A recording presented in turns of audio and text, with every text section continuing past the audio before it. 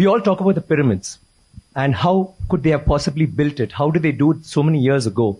But do you know that in India, we have so many temples, but the one with the highest Gopuram is there in Tanjavur, which is where the Chola dynasty had happened, and his role, Rajaraja Cholan, had built it.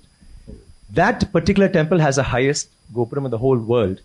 The top stone alone, it's a single stone that weighs 80 tons.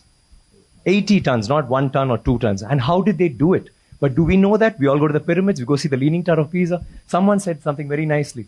He said, we are actually appreciating a building that doesn't stand. It's falling over and wow, let's take a picture, let's take a selfie, and we're getting excited. But we have temples today that stand and they didn't use plaster. Do you know that for this particular stone, they had to use a ramp, which was 6 kilometers long, which was pulled by bulls, elephants, and people. 6 kilometers long to get it up there, without any machinery, without any cranes, without anything.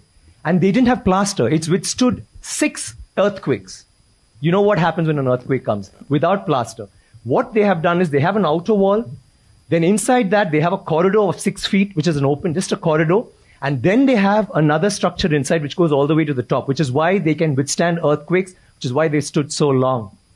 So these are all things that we need to know about. This particular king has built 5,000 dams in his time, and he's made a water management ministry in that time. He's had elections for the village leaders.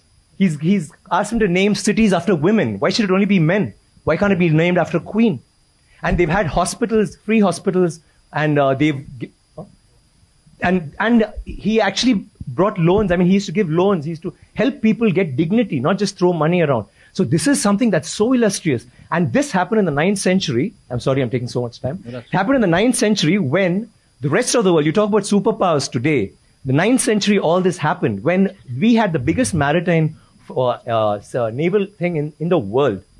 And it went all the way to Bali, all the way to Malaysia, and went till we sent emissaries to China. And you know what was the superpower doing then? America hadn't been discovered by Columbus till 500 years later. So think about our culture, think about how advanced we were. We need to be proud of this. It's nothing to do with North India, South India, West India, East India. It is, we are Indians. And we need to feel proud about that.